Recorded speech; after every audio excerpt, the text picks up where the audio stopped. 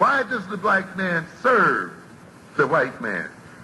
Why does everything the black man do benefit the white man?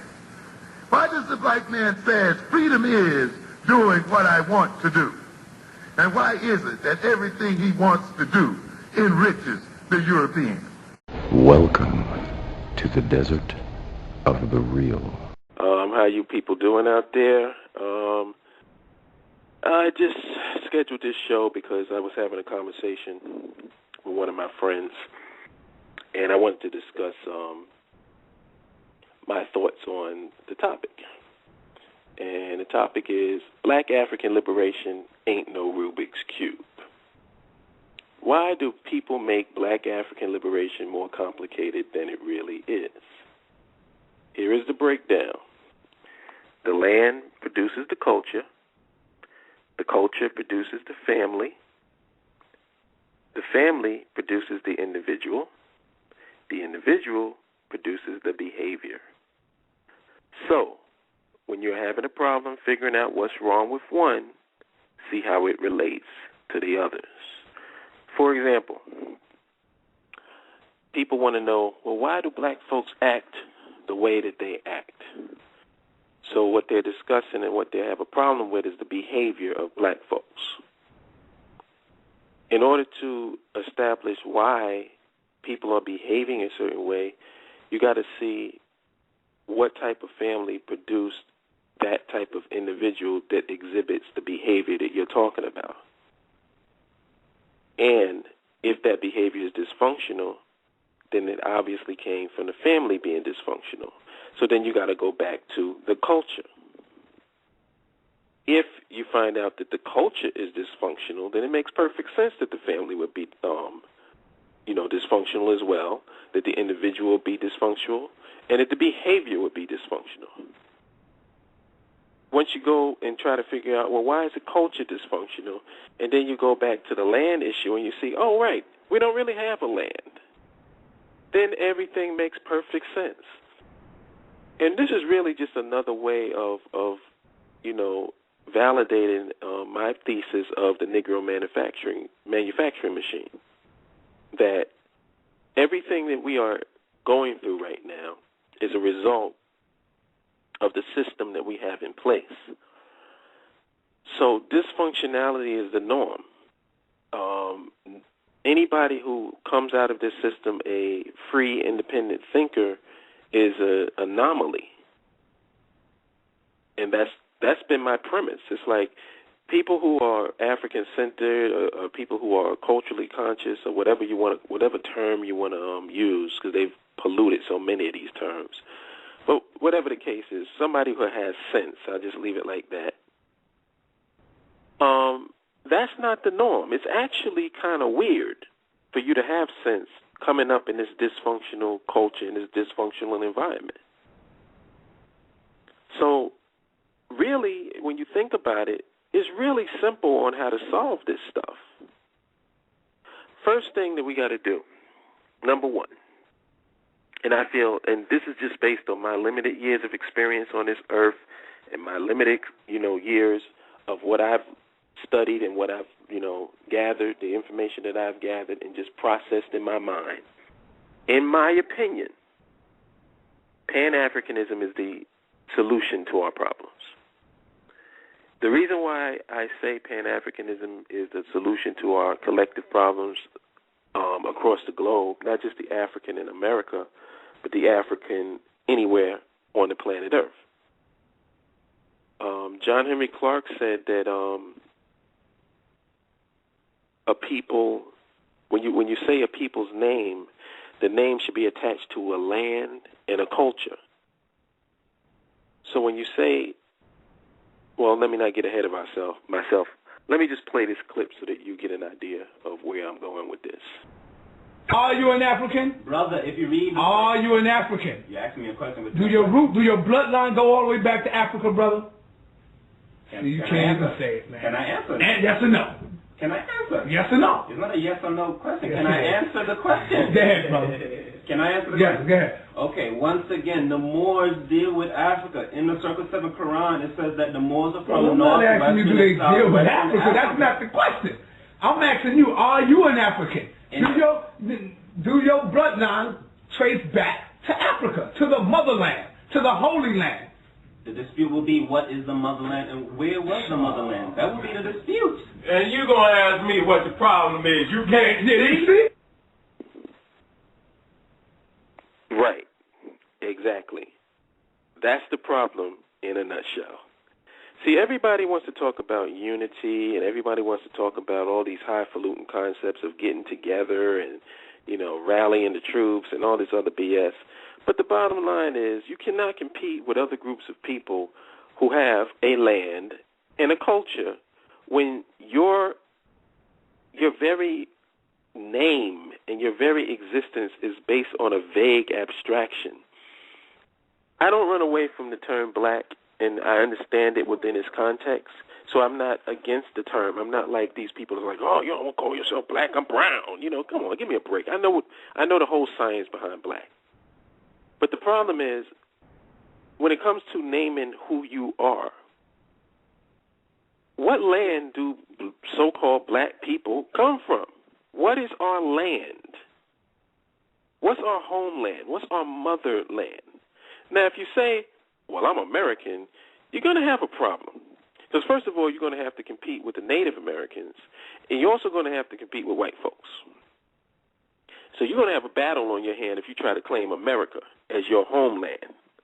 Just letting you know, you can do it, but you're going to have people looking at you like you're crazy. It reminds me of that scene in Dragon, the Bruce Lee story, where she was questioning what the nationalities of the babies would be if he was to have a baby with her daughter, and who the daughter was Caucasian, and, obviously he was Chinese. So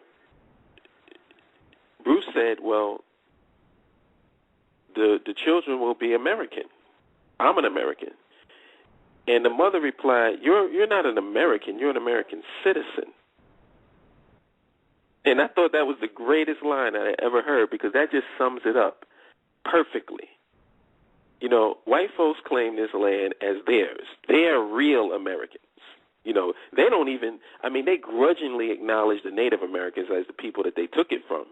But they consider them, a conquered people, and it's mine now. It used to be yours, now it's mine. So they can, say, oh, yeah, the Native Americans or the native people of this land, blah, blah, blah, blah, blah. It doesn't really mean anything.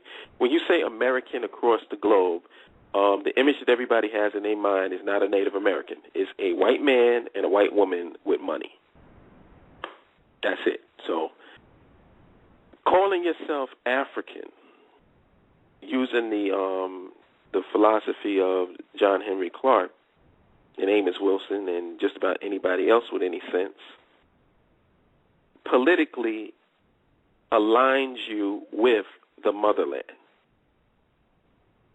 It's more so a political statement than anything else when you say, I'm an African.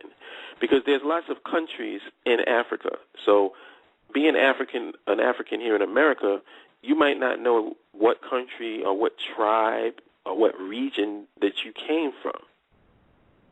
But see, all of that to me is really irrelevant, because even Pan-Africanism even applies to the continental African.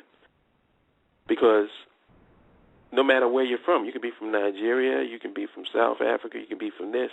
If you acknowledge that your country exists on the motherland called Africa, until we collectively get together and decide we're going to call it something else, everybody universally recognizes that landmass as Africa. So all of these people coming up with all of this, well, it wasn't called this back in, who gives a shit? It's called that now. And if you want to change what it's called, get control of it. If you get control of that land, I'm down for you to call it whatever you want to call it. But until then, it's Africa. And by claiming that as your homeland, you politically claim the land. And the land, now this seems to be some dispute right here. I say that I would want to claim Africa because Africa is the richest land on the planet. That's me personally. If you're going to claim a land, why not claim a land that you are ancestrally from and one of the richest lands on the face of the earth? And you notice one of the richest lands on the face of the earth because every other nationality is over there grabbing up land and grabbing up resources so they can take it back to their own countries. So I figure if I'm going to claim a piece of land, why wouldn't I claim the richest land? Why would I claim a desert wasteland? Why would I claim Israel as my homeland when Israel relies on basically imports to survive? It's not a rich land.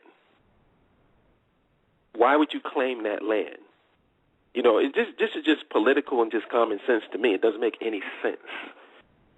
You know, when you claim Africa, you claim the entire continent. You claim all the countries in it. You claim that universally, as a people, you are Africans. So, if you have that connection with the motherland, it doesn't make a difference whether you're in a country in Africa or whether you're not even on the continent. You can be in America. You can be in any other part of the world. You can be in China, Japan, Brazil. You can be anywhere.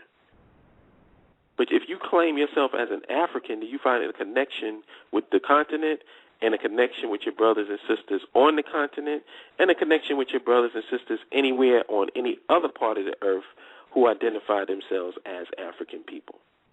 So I just think that it's a common denominator. It's a common sense common denominator, and it's really not that complicated. Now, I've heard all of the excuses as to why you can't call yourself African. What's some of them? I don't want to call myself African because Africans don't like Africans. Africans don't like black people because, you know, we've made the separation that black people and Africans are two completely separate people.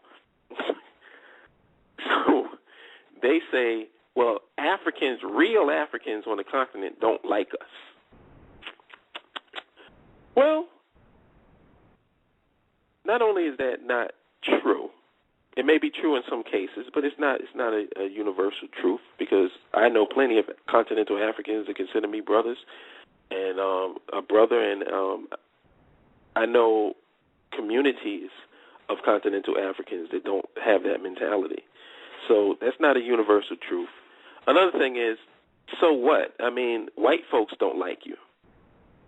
And you don't seem to have a problem wanting to attach yourself and be around them. So I'm really confused as to why an African on the continent not liking you really makes any difference. You've already decided that you're going to be close to white folks no matter what. White folks reject you, they beat you, they do all of this. They dominate you socially, economically, and politically. They disrespect you.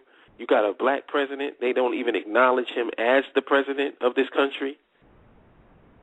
They show you every step and turn that they hate your guts, and yet you refuse to disconnect from them. So isn't it kind of hypocritical to say, well, I don't want to be African because Africans don't like us, when you can claim America and claim to be American when white folks don't like you? I just think that's hypocritical. What's the other excuse? I'm not from Africa. My people are from America. Like Africans, not everybody came from Africa. There's some people that were already here. Okay, if we follow science and we follow archaeology, it seems to be the common theory, and it is a theory, but, you know, scientific theory is like this. What is the most plausible explanation for what happened given the data? It seems to be a universal consensus that life started in Africa and spread across the world. Right? That seems to be a universal consensus. So if you're talking about people that were here, where did they come from? They didn't just sprout up out of the ground. But you know what? I ain't even going to go there. I'm not even going to go there. I will go no further than the Cherokee Nation. If you really think that your black ass is Native American, why not go and try to be a member of the Cherokee Nation? I mean, maybe you must have missed the memo, but they've already made it a policy that, no, your African ass is African. We are Native Americans. We ain't got nothing to do with you.